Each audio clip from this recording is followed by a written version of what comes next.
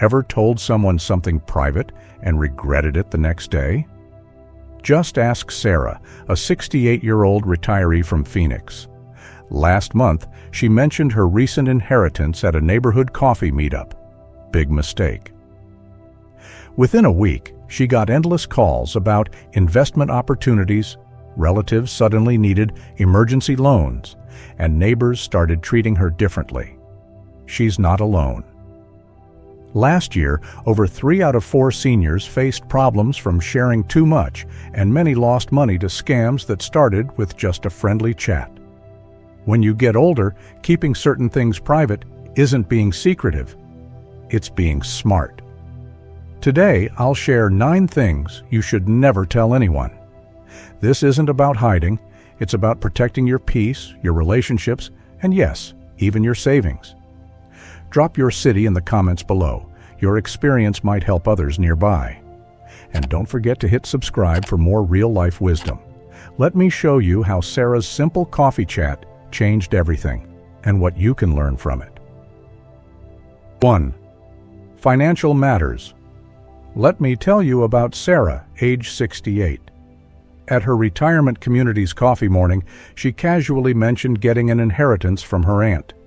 Big mistake. Within weeks, investment salespeople kept showing up at her door, and her card game friends started hinting about their money troubles. Now they don't see me as Sarah anymore, she told me sadly. I'm just a walking checkbook. Here's something we all learn sooner or later. Money talk changes everything. It's like opening a door you can't close again. Think about your own life. Remember how differently people act when they think someone has money? That nice neighbor starts telling you about their kids' college debt. Your bridge partner keeps mentioning investment opportunities. Even family dinners feel different.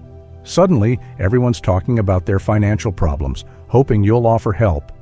It's not about being stingy or secretive. It's about keeping life simple and relationships real. When people know you have money, they can't help but see you differently. They might not mean to, but they do.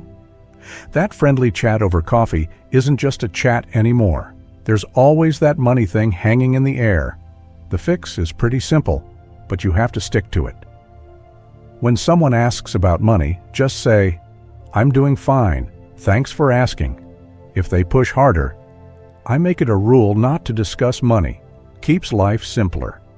No need to explain or apologize. Good people will respect that. Those who don't, well, they're showing you exactly why keeping money private is so important. Here's what I've learned after talking to hundreds of seniors. Your financial peace isn't just about dollars and cents. It's about being able to walk into your community center and just be yourself. It's about having real conversations that aren't secretly about money. It's about keeping those precious retirement years focused on what really matters. Genuine friendships, peaceful days, and relationships based on who you are, not what you have. Speaking of things that can change how people treat you, let's talk about another private matter that needs protecting: your health. Second, personal health journey. As we get older, health becomes a bigger part of our daily conversation. Blood pressure readings, doctor visits, new medications. It's tempting to share these updates, especially when others seem concerned. But there's a hidden cost to sharing too much about your health. Think about what happens when people know every detail of your medical life. That quick trip to the grocery store? Someone insists on driving you? A minor cold? 3 neighbors show up with soup? Skip one community event? Suddenly, everyone's wondering if you should move to assisted living. Before you know it, your independence starts slipping away. Not because of your health, but because of what others think about it. The more health details you share, the more people feel they should be involved in your decisions. Every ache becomes a family discussion. Every medication change turns into a debate. Well-meaning friends and relatives start sending articles about miracle cures, special diets, and alternative treatments. Your phone fills up with messages asking, "How are you feeling?" And they're not just being polite. Here's what works better. Keep your health details between you, your doctor, and maybe 1 or 2 trusted people. When others ask, simply say, "I'm doing fine, following my doctor's advice." If they push for details, "I appreciate your concern, but I prefer to keep medical matters private." Just ask Mary, age 72, who learned this the hard way. After posting her daily blood pressure readings on Facebook, her peaceful life turned into a stream of worried calls, unannounced visits, and endless advice. "Now I just tell people I'm doing fine," she says. "My blood pressure's actually better since I stopped sharing those numbers." Speaking of things we tend to share too freely, let's talk about family history. Third, family history. Every family has its stories, old arguments, past mistakes, complicated relationships. When you've lived long enough, you collect quite a few of these stories. The cousin who gambled away his inheritance, the uncle who disappeared for 20 years, the family business that split everyone apart. These stories feel like they're just part of family history, harmless to share. But here's what most people learn too late. Family stories have a way of causing fresh pain, even decades later. What seems like ancient history to you might still be an open wound for someone else. Those old stories don't just stay in the past, they shape how people see each other today, how grandchildren view their grandparents, how family gatherings feel. Think carefully about what happens when you share family secrets. One story leads to another. Relatives take sides, even in decades-old disputes. Young family members start looking at their elders differently. Holiday gatherings become tense. Family bonds that took years to heal can unravel in a single conversation. Here's what wisdom looks like: knowing which stories to keep quiet. When someone asks about old family drama, try saying, "Every family has its history. What matters is who we are today." If they push for details, some stories are better left in the past, for everyone's peace.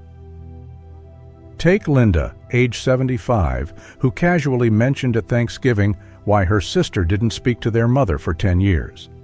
Now her grandchildren see their great-grandmother differently, and family gatherings have lost their warmth. "I wish I'd known," she says, "that some stories are better left untold." Speaking of keeping peace in relationships, let's talk about personal beliefs. 4. Personal beliefs. Everyone has strong beliefs about politics, religion, how to raise kids, how the world should work. When you've lived 7 or 8 decades, those beliefs run deep. They come from years of experience, from seeing what works and what doesn't, from living through changes both good and bad. But here's something life teaches us. Sharing strong beliefs, especially these days, often creates more walls than bridges. What starts as a simple comment about politics at the dinner table can end with family members not speaking for months. A religious discussion at your community center can turn longtime friends into polite strangers. The world is more divided now than ever.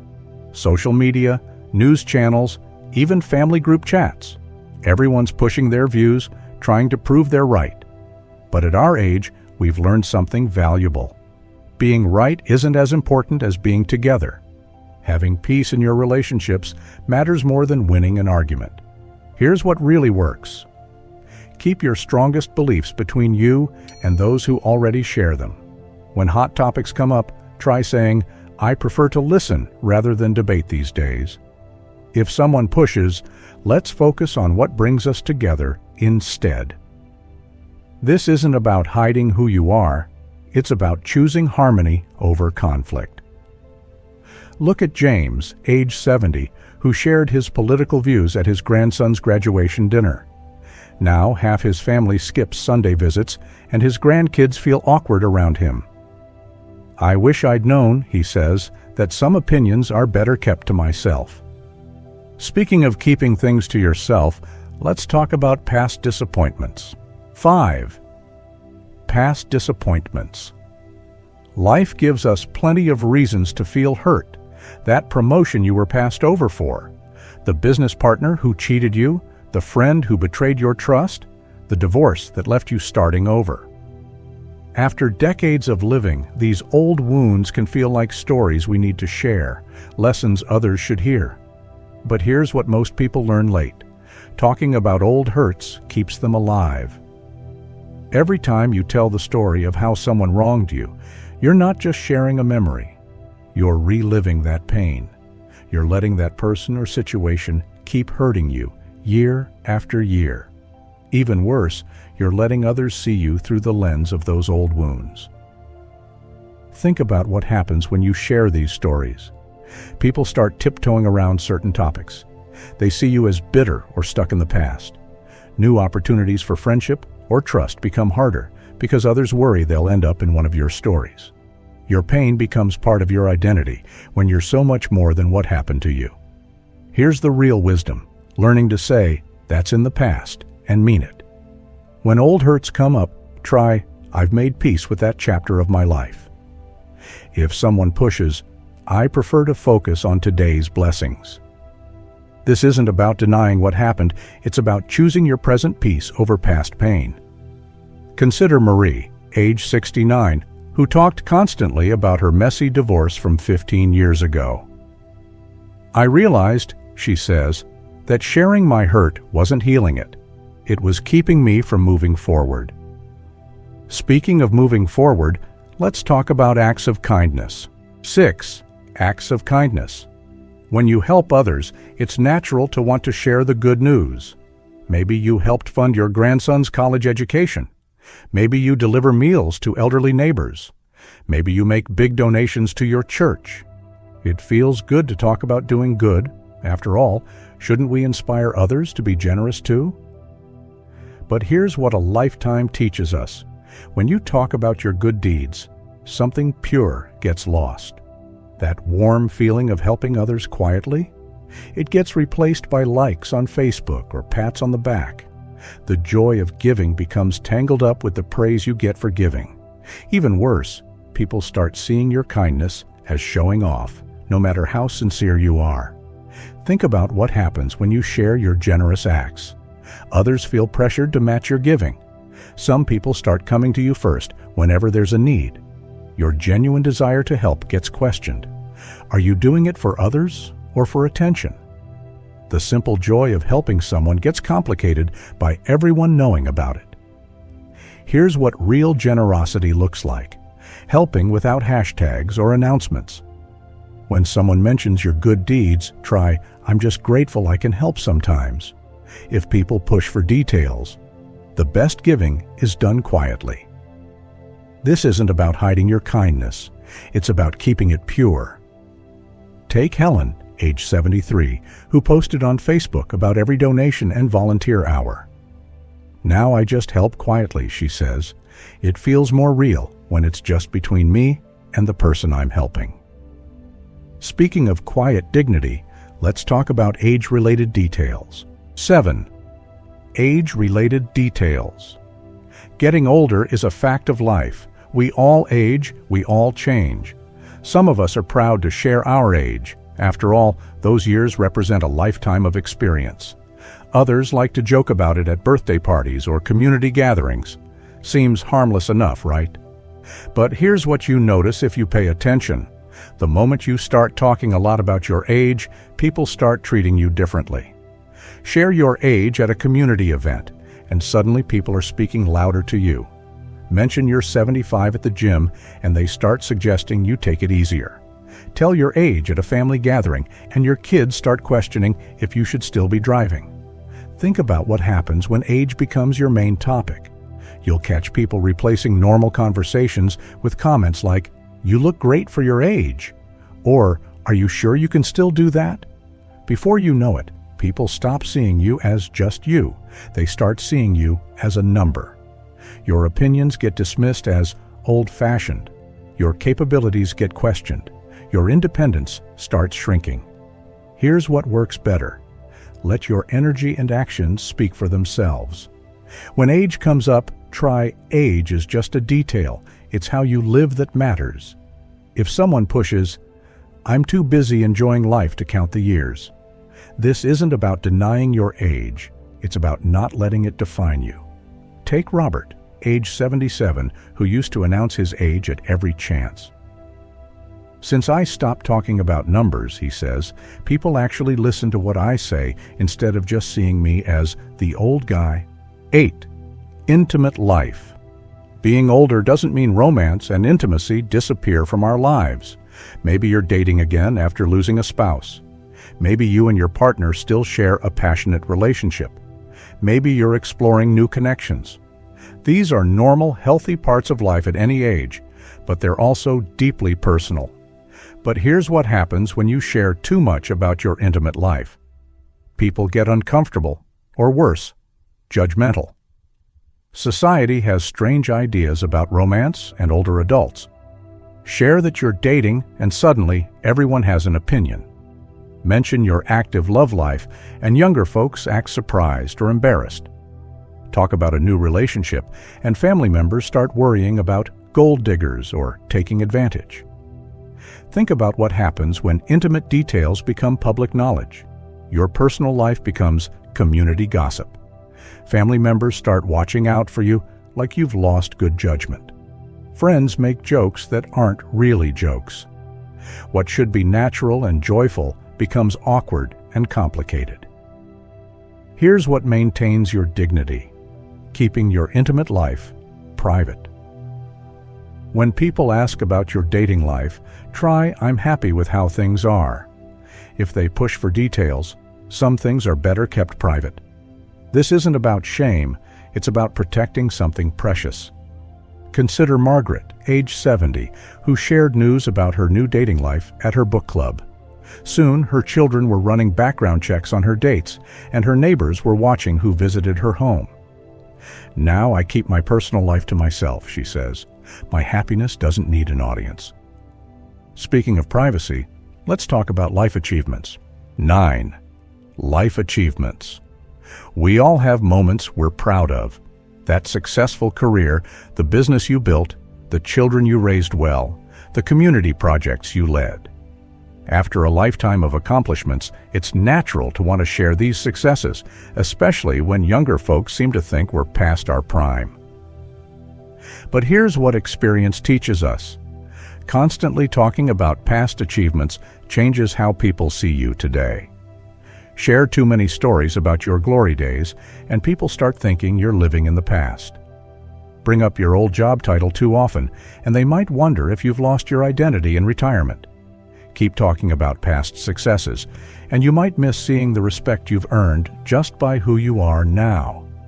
Think about what happens when you focus too much on past accomplishments. Current conversations get hijacked by "back when I was" stories.